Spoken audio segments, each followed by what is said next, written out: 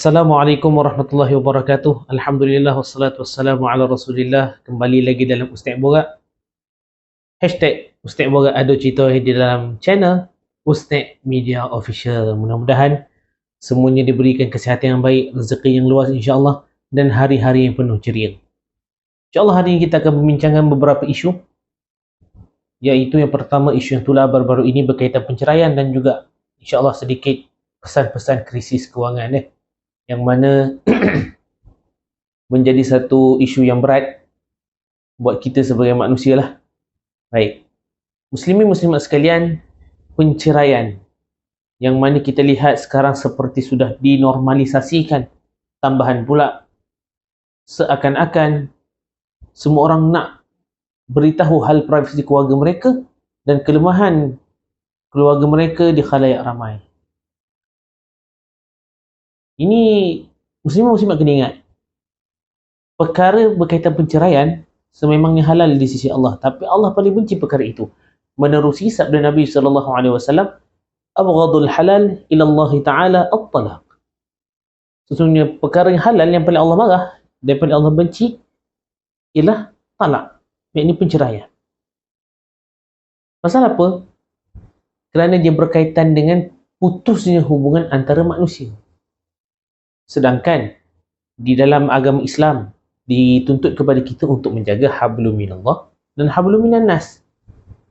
Jadi apabila talak berlaku, adakah hablum minan nas tadi terjaga? Sudah tentu tidak. Ya?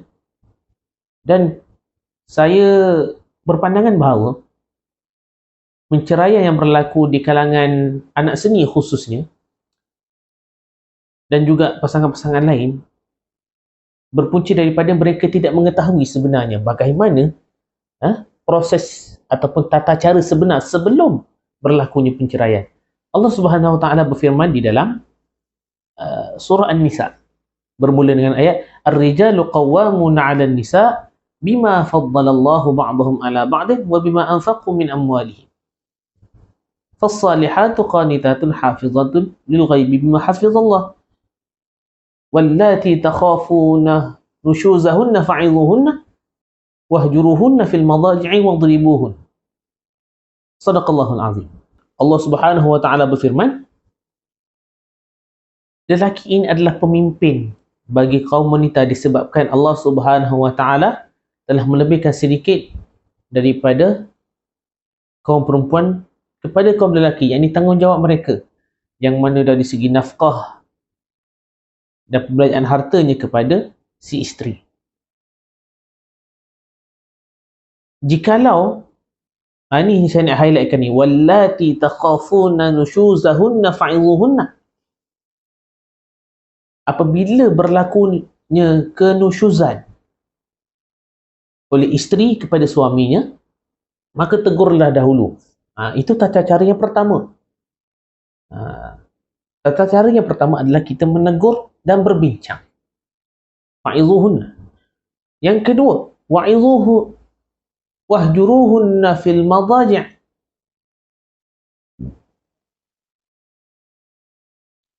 Wahjuruhunna fil madaji'i wadribuhun. Yang kedua adalah mengasingkan tempat tidur mereka. Maksudnya, si isteri tak boleh tidur bersama suami. Itu cara yang kedua untuk menyelesaikan. Wadribuhun. Boleh pukul mereka, tapi bukan hantam tu. Bukan kau hantam sampai lebam ibu kawan tu. Bukan. Ini maksudnya pukulan peringatan. Ya? Tidak terlalu teruk, hanya sekadar mengingatkan saja. Mungkin gini ke kan? Mungkin gini. Dan ada caranya lah. Baru kalau katakan tak boleh mencapai kesepakatan, baru bercerai. Ini yang saya kira ramai tak tahu. Jadi, pesanan kepada yang bercerai ataupun yang akan bercerai, ikutilah langkah yang Al-Quran dah tunjukkan. Ada 3 prosedur tadi. Tegur, mengasingkan isteri daripada tempat tidur, dan juga memukul mereka pukulan peringatan. Baru kalau tak ada persepakatan, barulah pergi kepada penceraian. Ya? Dan ingat juga, jangan terus cerai talak 3. Berbahaya. Itu Islam tidak anjurkan sama sekali. Ya. Kemudian pesanan kepada kita netizen, jangan tambah lagi api yang sedang marah. Jangan lagi simbah minyak pada api yang sedang marah. Sebab perkara ini, secara tak sedar, jikalau kita terus bersembang ataupun berbincang dengan orang tentang perkara ini, tentang aib mereka, ingat, talak ni aib. Sebab menunjukkan kelemahan dalam sesuatu keluarga. Kita bersembang pasal aib orang, dikhawatiri, aib kita pula yang akan diperbincangkan. Ingat, Nabi SAW berpesan, man satara musliman satarahu Allahu fid dunya wal akhirah. Siapa-siapa yang menjaga aib saudara muslimnya, maka Allah akan menjaga aib dia di dunia dan di akhirat. Kita kena ingat. Ya? Kemudian berkaitan dengan krisis kewangan, ini berlaku di kebanyakan tempat pada kali ini. Ya, saya tak nak mengulas, cuma saya nak memberikan sudut pandang yang mana bila isu kewangan ni, dia tak boleh kita talakan kesalahan itu kepada dua pihak. Sama ada pihak atasan saja ataupun bawahan saja. Ini mesti ada check and balance. Dua-dua ada kesalahan masing-masing. Mungkin ada ketirisan yang pihak atasan tidak perasan ataupun sengaja, dan ada juga kewangan yang kita sebagai orang bawahan tidak dapat mengurus dengan baik. Maka kalau katakan ia tidak boleh diselesaikan pada sesi kita atau pada masa kita, pastikan kita tolong generasi seterusnya untuk menyelesaikan perkara tersebut, bukan membakas sentimen yang akan menggugat keharmonian sesuatu tempat ataupun institusi. Itu kena ingat. Sebab bila anda membuat satu sentimen dan sentimen itu menjadi mentaliti, itu perkara yang susah untuk diubati. Dan juga hilangnya keupayaan masyarakat untuk berfikir secara rasional bila sentimen negatif telah masuk di dalam pemikiran masing-masing. Jadi pesanan saya, adakan perbincangan antara dua pihak, musyawarah, fikirkan strategi supaya generasi di hadapan tidak berlaku seperti ini.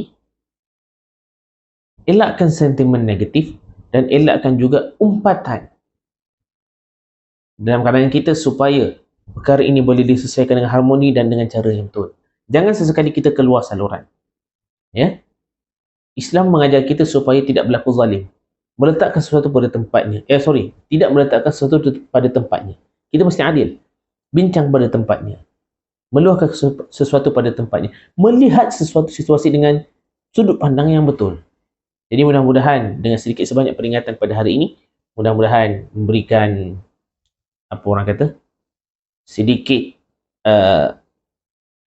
pembuka minda bagaimana ketindakan kita sewajarnya. Dan insya-Allah, ingat thumbnail kita pada hari ini, isu perceraian dan krisis kewangan, bagaimana pendirian anda. Dan kalau ada pendirian anda nak suarakan, boleh suarakan di ruangan komen. InsyaAllah kita akan layan. Dan itu saja pokok sekali doang selasih. Thank you, terima kasih. Assalamualaikum warahmatullahi wabarakatuh. #Ustaz Boga. Ada cerita.